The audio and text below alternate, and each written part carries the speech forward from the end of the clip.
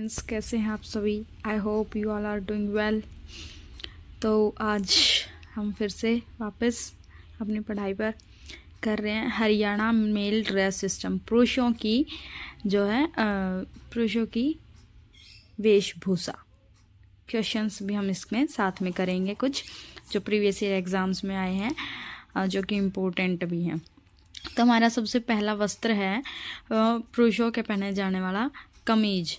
तो कमीज़ क्या होता है, हरियाणा में कलरदार कमीज पहनी जाती है और वह धोती और पैजामा के साथ पहनी जाती है। कॉलरदार होती है ये, ठीक है। और लेडीज़ की जो लेडीज़ में हमने कमीज किया था वो कैसा था, कमीज उसमें कॉलर वाला था, लेकिन इसमें क्या कमीज उसमें बिना कॉलर का था और उसमें कुर्ता था बिना कॉलर का। देखिए कंफ्यूज नहीं होना है। कमीज़ जो थी वो थी उनकी बिना कॉलर की, लेडीज़ की, और कुर्ता था कॉलर वाला। और जेंट्स में क्या है, कमीज़ कॉलरदार है और कुर्ता गोल गले गोल बाहों का है, बिना कॉलर का है, ठीक है। कंफ्यूज नहीं होना है। उसके बाद है कुर्ता पायजामा। यह गोल बाहों का एक तरफ का बिना कॉलर का गोल गले का जो है कमीज होता है, यह धोती या पैजामा के साथ पहना जाता है। उसके बाद है खंडवा। एक तरह की पगड़ी होती है जो कि सम्मान का प्रतीक होती है। सभी को पता है हरियाणा में जो सिर पर पगड़ी पहनी जाती है उसे हम खंडवा कहते हैं, खंडका भी इसको कहा जाता है। उसके बाद है मुरेठा, साफा या अंगोछा।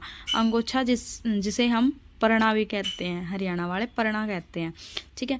सिर पर बांधा जाने वाला साफा, यह एक तरह का सैनिक फैशन की पगड़ी होती है।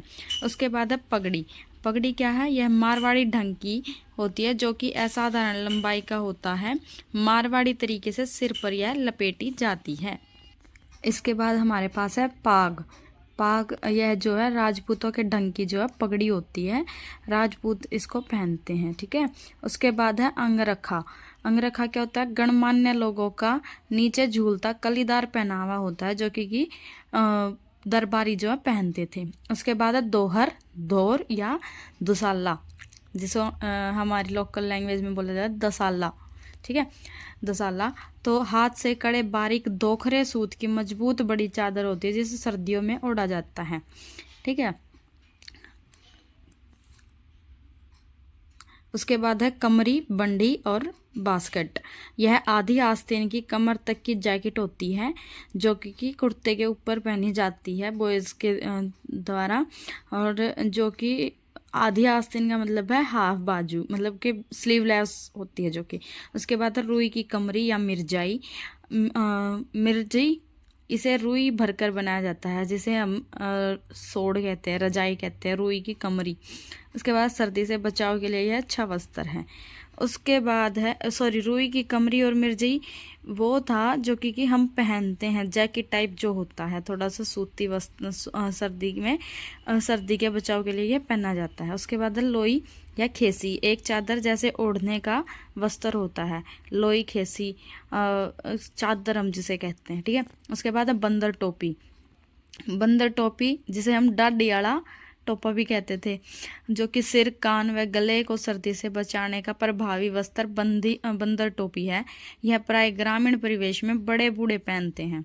उसके बाद हमारे पास सोड़, सर्दियों की ओढ़ी जिसे खद्दर की रजाई भी कहा जाता है। उसके बाद हम करेंगे सोड़िया गदेला।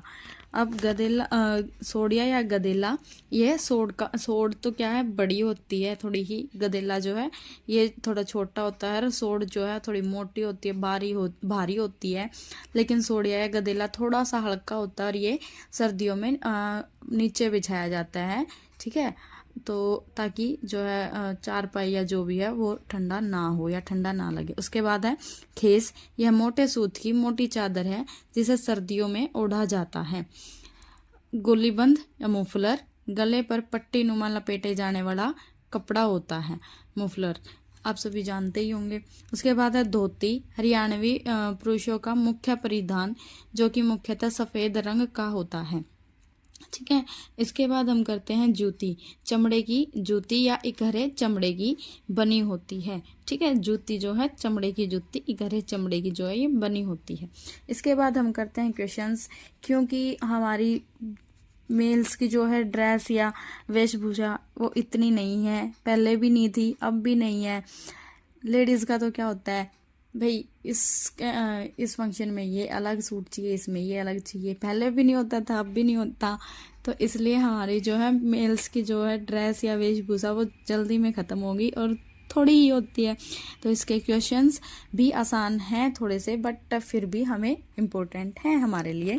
तो हमारा फर्स्ट क्वेश्चन है, हरियाणा के पुरुष आमतौर पर कढ़ाई वाला लंबा कुर्ता पहनते थे जिसे डैश कहा जाता था। क्या कहा जाता था? कमीज। सिर पर, कान व गले को ठंड से बचाने के लिए किस वस्त्र का प्रयोग किया जाता है? किस वस्त्र का किया जाता है? बंदर टोपी या दाढ़ी वाला टोपा भी हम इसे कहते थे। इसके बाद है पाग। किस ढंग की पगड़ी होती है? पाग किस ढंग की होती है? जो कि राजपूतों के ढंग की होती है, राजपूत इसको पहनते हैं। उसके बाद पैरों में पहना जाने वाली वस्तु जो कि मुख्यतः चमड़े की बनी होती है उसे क्या कहते हैं? जूती, जो कि इकहरे चाम की बनी होती है। उसके बाद लोई होती है। लोई कैसी होती है? एक चादर होती है जो सर्दियों में ओढ़ी जाती है। शॉल भी ओढ़ा जाता है, लेडीज के द्वारा शॉल ओढ़ा जाता है, ठीक है। उसके बाद झालरदार कलीदार कुर्ता क्या कहलाता है? अंगरखा, जो कि दरबारी पहनते थे। उसके बाद हम करते हैं बंदर टोपी का उपयोग कब होता है? सर्दियों में सिर, कान व गले को ठंड से बचाने के लिए जो है इसका प्रयोग किया जाता है। फिर है सिर पर पहना जाने वाला वस्त्र जो कि सम्मान का प्रतीक माना जाता है, वह क्या है? तो उसे हम खंडवा कहते हैं, खंडका भी कहते हैं, पगड़ी भी कहते हैं, ठीक है। तो ये था हमारा आज का कंटेंट। आई होप आपको पसंद आया होगा। आपके लिए ये इम्पोर्टेंट भी है, बार बार सुनिए। अगर आपको पसंद आए तो like, share, subscribe and please keep your support with me. Thank you.